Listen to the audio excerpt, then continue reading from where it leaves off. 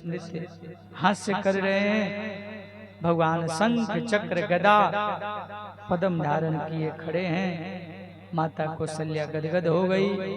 लेकिन एक बात किसी को भी पता नहीं, दशरथ जी को भी पता नहीं, सैनिक मंत्री किसी को पता नहीं कि प्रभु राम का प्राकट्य हो चुका है।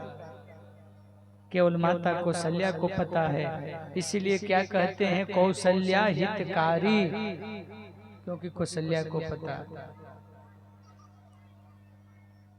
माता ने दर्शन किया। भगवान ने कहा, आपको याद है ना पूर्व जन्म में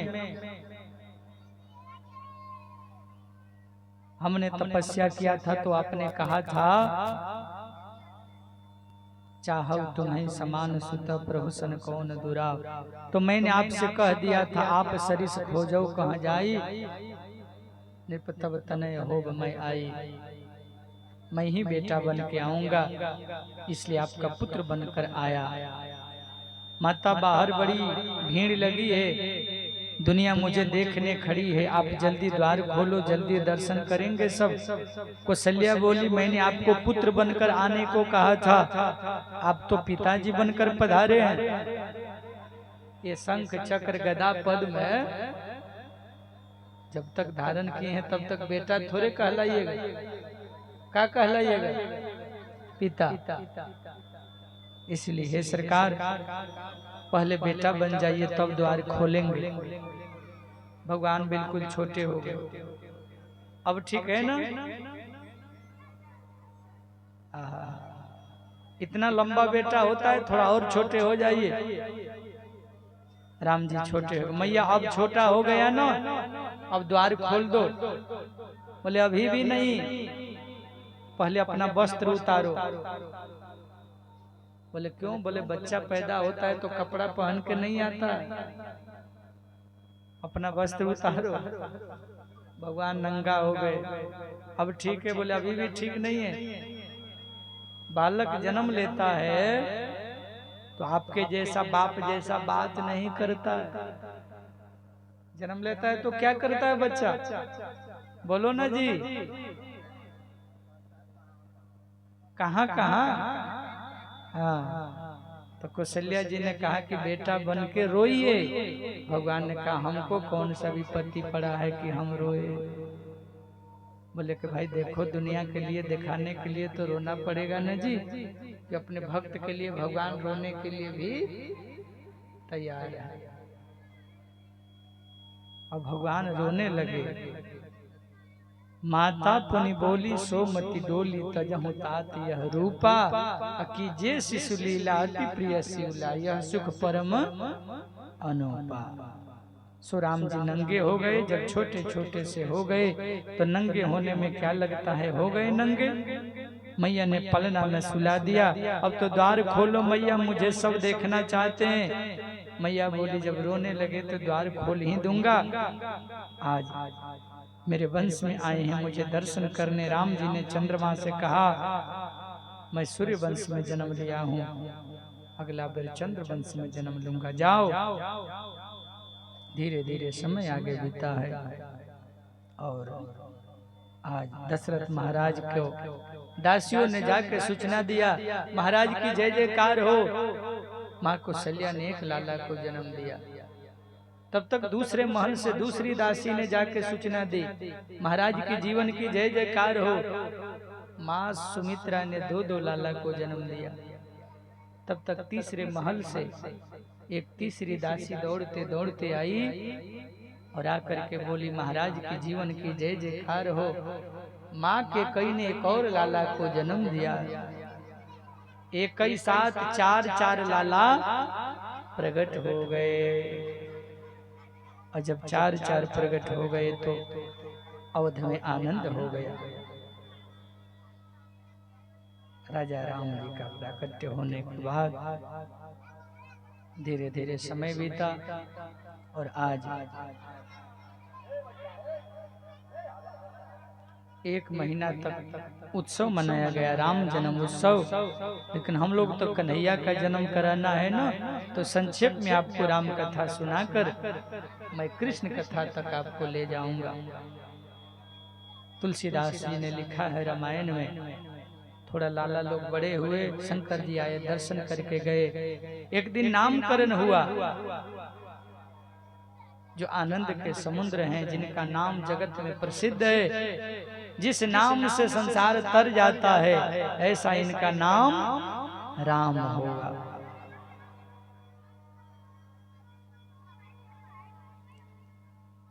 सो सुखदाम राम अस नामा, जो सारे विश्व को पोषण दे, ऐसे इनका नाम भरत होगा। जिसके सुमरन से शत्रुओं का नाश होता है, ऐसे इनका नाम शत्रुघ्न होगा। जो सबके आधार हैं, ऐसे इनका नाम लक्ष्मण होगा। अच्छा, कृष्णा अवतार में लक्ष्मण जी बड़े भैया बन के आए थे, बलराम, लेकिन रामा अवतार में छोटे बन। क्यों छोटे बन के आए थे? इसीलिए कि कृष्णा अवतार में बड़े रहेंगे तो जो मन सो हम अपना मन से करवा लेंगे, सेवा भी करवा लेंगे, कर लेंगे। और छोटे रहेंगे तो भगवान जो कहेंगे वही करना पड़ेगा, इसलिए बड़े बन के आए। बाबा सुखदेव जी कहते हैं, परीक्षित, आज धीरे धीरे समय बीता है, नामकरण हुआ, जनेऊ संस्कार हुआ, शिक्षा दीक्षा हुआ, और पढ़ाई लिखाई के बाद आज भगवान का थोड़ा सा समय आगे बढ़ा, और बढ़ने के बाद एक महात्मा जी हैं जिनका नाम है विश्वामित्र। विश्वामित्र अयोध्या आते हैं, राम लक्ष्मण को ले जाने की याचना करते हैं।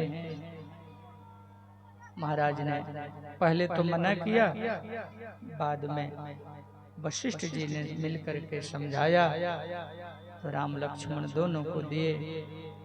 जब दोनों को दिया है तो बड़े भाव के साथ पा करके दोनों भाई लेकर के गदगद हो गए।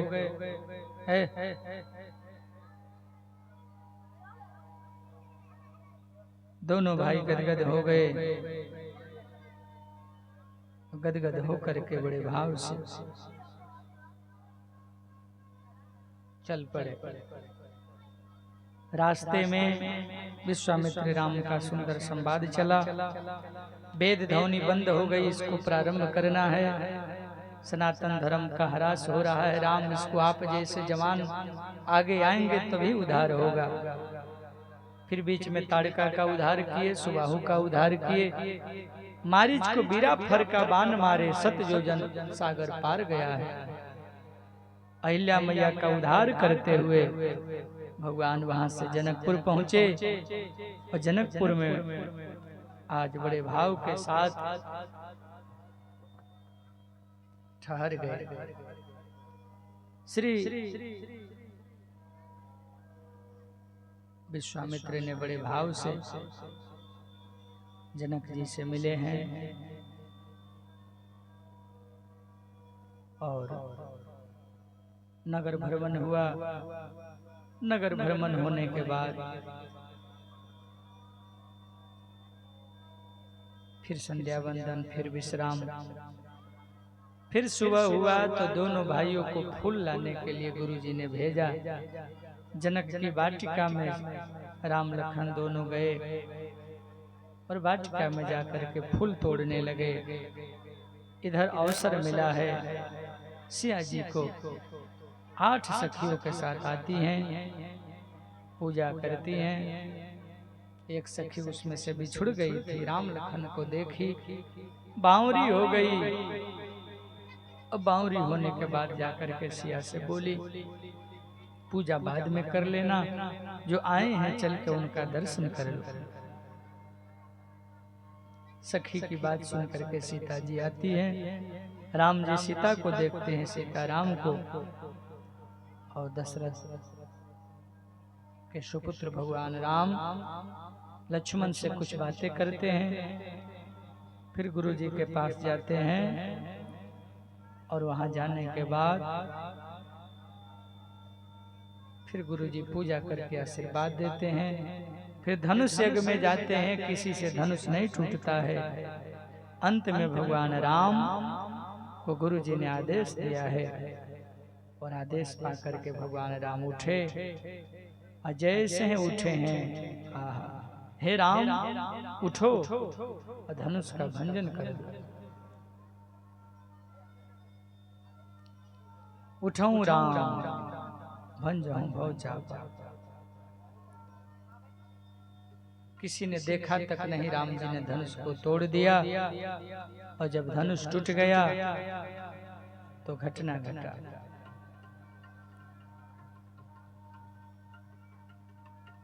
जय जयकार हुआ। सिया जी बरमाला लेके आई और माला पहनाई। फिर परशुराम जी आए, उनसे लंबी चर्चा चली। फिर 9 बार जय जयकार करके वापस गए। दूत पहुंचे अयोध्या, यहाँ से बारात साज करके महाराज दशरथ जनकपुर गए। धूमधाम से विवाह संपन्न हुआ। जानकी जी का विवाह प्रात पर ब्रह्म श्री राम से हुआ। उर्मिला जी का विवाह लखन लाल जी से हुआ।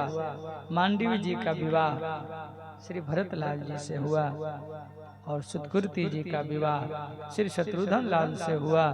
जनकपुरी में आज बहुत आनंद मनाया जा रहा है। सब मंगल गीत गा रहे हैं और सुंदर विवाह की एक एक विधिया किया जा रहा है।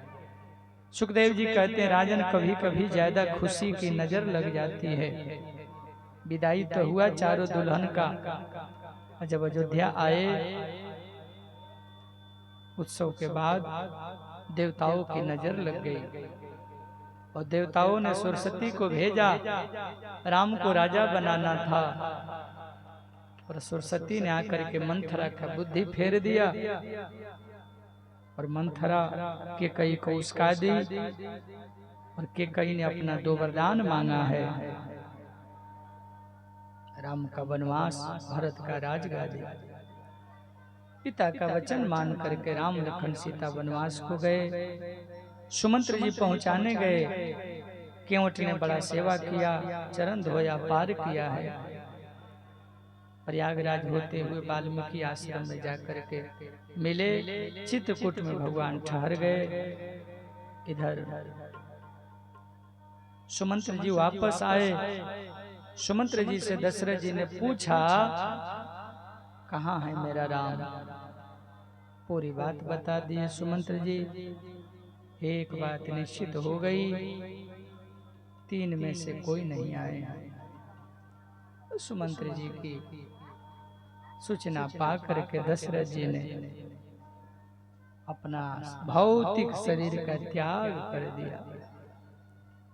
राम राम कही, राम कही, राम राम कही राम। तनु परिहरि रघुबर बिरह,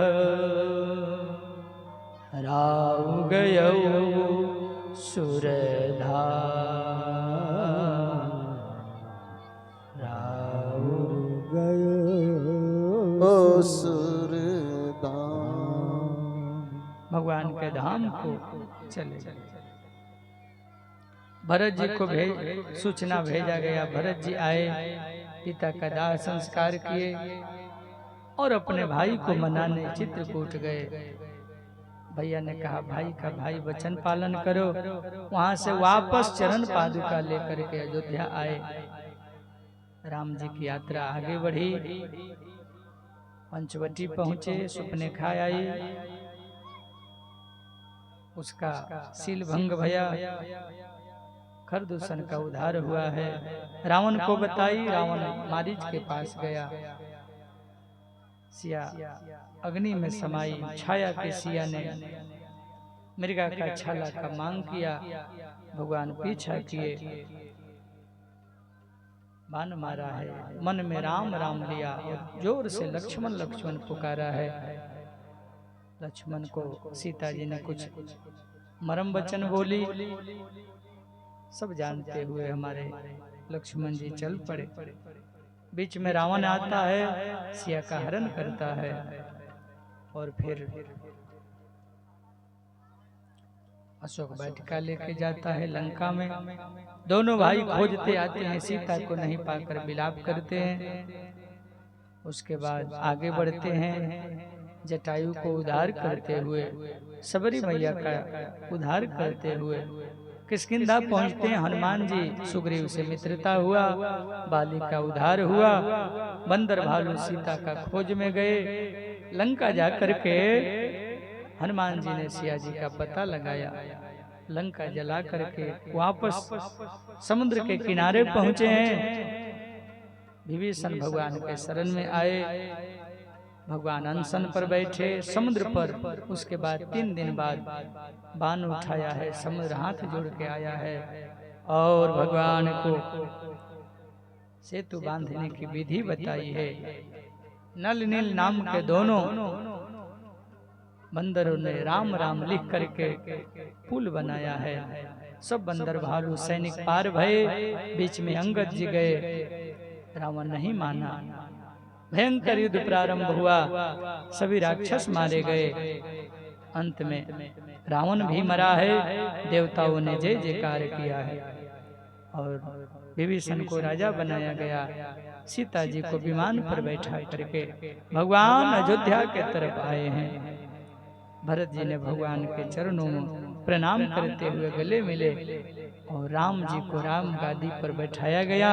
राम राज की स्थापना भया है। आपके जीवन में भी, आपके मन में भी राम जी बसे, इन्हीं आशा के साथ बोलिए राजा रामचंद्र भगवान की जय हो। ऐसा आनंद आया अयोध्या में, राम राज्याभिषेक हुआ है और राम जी राजा बन गए। यहाँ हुआ सूर्यवंश की कथा। अब सुखदेव जी ने कहा है परीक्षित, अब सुनो चंद्रवंश की कथा। किसकी कथा?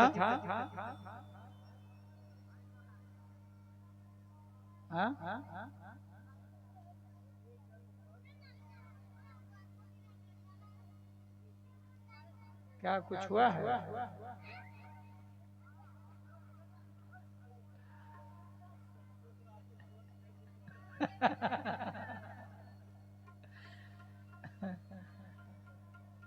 बरियाई भक्ति होता बान बान के।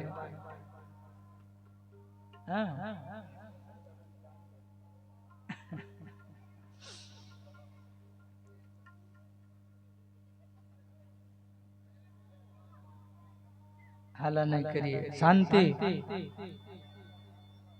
अथातः श्रियताम राजन वंश सोमस्य पावनः अस्मिन् न नैलादयो भूपा कृतिर्यन्ते पुण्यकृतयः।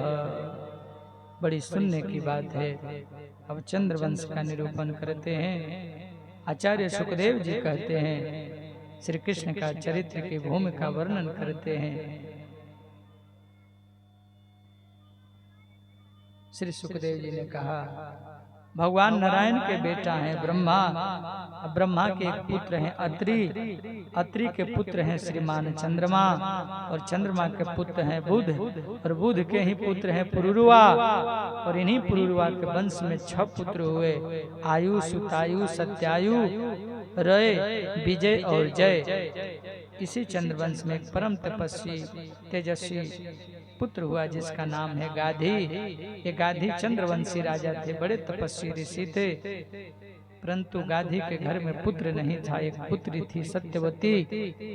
सत्यवती पुत्री का विवाह कहाँ कहे, ऋचिक नाम के एक ऋषि आए। इच्छा न होते हुए भी गाधी ने अपनी पुत्री का विवाह ऋचिक के साथ कर दिया, क्योंकि 1000 श्याम वर्ण घोड़े जो पारितोषिक में देने पड़ते थे, शुल्क लेकर वे दे दिए। अब ऋचिक की यहाँ बेटी चली गई तो गाधी रोते हैं, क्या करूं, मेरी पुत्री पराए घर चली गई। देखिए, पुत्र कुपुत्र हो सकता है, पर पुत्री कुपुत्री नहीं हो सकती है। इसलिए जितना पुत्र होना जरूरी है, उससे भी आवश्यक है पुत्री होना। घर में बेटा से अधिक बेटी की होना जरूरी है। इसी वंश में जमदाग्नि ऋषि हुए, इसी वंश में परशुराम आदि हुए, और इसी वंश में आके चल करके एक से एक प्रतापी राजा। एक राजा है जजाति, जजाति राजा का 2 विवाह भया, एक देवयानी से शुक्राचार्य की बिटिया और एक शर्मिष्ठा से वृषपर्वा की बिटिया।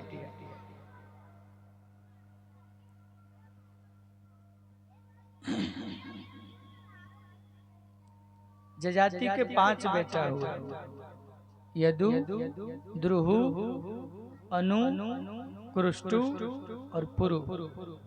यदु से ही यदुवंश चला, यादव वंश चला। इसी यदुवंश में कितने कितने महान राजा हुए। और आदरणीय सुखदेव जी कहते हैं रंती देव इसी वंश में हुए, दुष्यंत इसी वंश में हुए, भरत इसी वंश में हुए, जिनके नाम से इस देश का नाम भारत पड़ा। और इसी वंश में आज अर्जन्य पर्जन्य नाम के एक राजा हुए, और दूसरी पुत्री पत्नी का पुत्र हुए सूरसेन। अर्जन्य पर्जन्य के 9 पुत्र हुए, जिन्हें हम लोग 9 नंद कहते हैं। नंद बाबा जी गोकुल में रहते हैं। और दूसरी पत्नी के बेटा हुए सूरसेन। सूरसेन के पुत्र वासुदेव आदि हुए। सुखदेव जी कहते हैं राजन, वसुदेव जी की 7 पत्नी है, गौरवी, रोहनी, भद्रा, मिद्रा, रोचना, इला, देवकी, प्रमुखायासन, पत्नयान, दुंदुभे। ये 7 पत्नी हैं। सबसे छोटी देवकी है, दूसरे नंबर की पत्नी रोहिणी है। उनके पुत्र जल्दी नहीं हुए। देवकी के जब 6 पुत्र हो गए, तब 7वां रोहिणी के पहला पुत्र हुआ बलराम हुआ।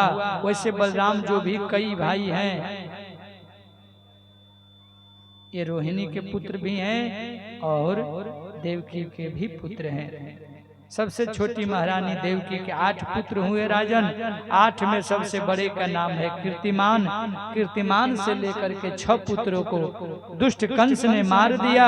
और 7वां पुत्र जो देवकी का है, उन्हें हम बलराम कहते हैं। 8वीं संतान के रूप में मेरे गोविंद कन्हैया का प्राकट्य हुआ, कन्हैया का अवतार हुआ। मथुरा में जन्म लिया, गोकुल में पलना झूला, वृंदावन में लीला की, मथुरा आकर के कंस को मारा, शिशुपाल को मारा, जरासंध को मारा, फिर द्वारिका चले गए। भगवान ने बहुत सारे विवाह किए, कौरव पांडवों का युद्ध कराया। उद्धव जी को उपदेश करने के बाद श्री कृष्ण अपने धाम चले गए। एक श्लोक में आचार्य सुखदेव जी ने परीक्षित को पूरी कृष्ण कथा कह दी। सभी सभा चुप हो गए, लोग स्तंभ हो गए। हजारों संत बैठे हैं श्रोता बनकर, सब चुप हो गए। सुखदेव जी चुप हो गए। अब राजा परीक्षित सुखदेव जी के चेहरे की ओर देख रहे हैं। सुखदेव जी ने कहा, मेरे मुखारबिंद की तरफ क्या देख रहे हो? सुखदेव जी ने पूछा। तो परीक्षित जी ने कहा, बोले गुरुदेव, गुरुवर, हो गई कन्हैया की कथा, हो गई कृष्ण कथा, पूरी हो गई कन्हैया की कथा। सुखदेव जी ने बोला, हाँ तो अभी सुना दी ना कथा। अरे महाराज, आपने चंद्रवंश और सूर्यवंश सुनाया, मुझे बहुत अच्छा लगा, लेकिन कृष्ण कथा सुनाने में कंजूसी कर गए। गुरुजी, आप मुझे विस्तार से सुनाइए ना। थोड़ा थोड़ा क्या सुनाए महाराज,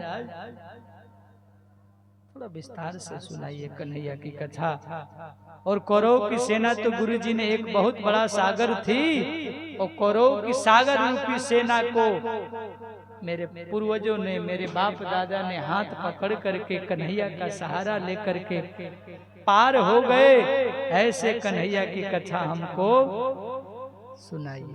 जो सागर जैसे गड्ढे समझ के पार हो गए। महाराज द्रोणाचार्य, भीष्म, कृपाचार्य जैसे महारथियों के सामने कौन खड़ा हो सकता था, लेकिन कन्हैया के कृपा से मेरे दादा लोगों ने उनको भी जीत गए। ऐसे कन्हैया की कथा सुनाइए ना। सुखदेव जी ने कहा अच्छा पहले कीर्तन करो तब कथा सुनाए। परीक्षित जी कीर्तन करने लगे, आप लोग भी कीर्तन करिए तब कथा सुनिए। श्री कृष्ण गोविंद हरे मुरारे, हे नाथ नारायण वासुदेवा। श्री कृष्ण गोविंद हरे मुरारी, हे नाथ नारायण वासुदेवा।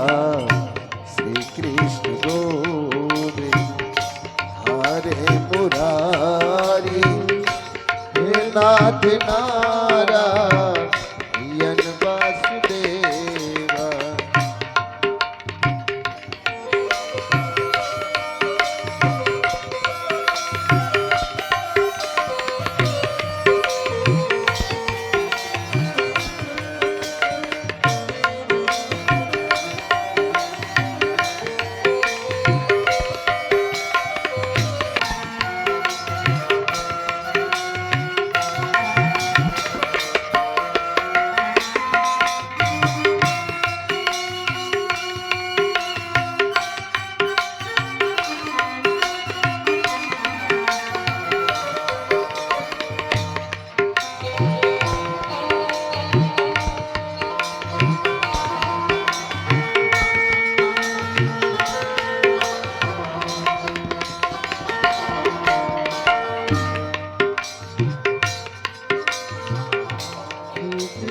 गोविंद हरे मुरारी, हे नाथ नारायण वासुदेवा। श्री कृष्ण गोविंद हरे मुरारी, हे नाथ नारायण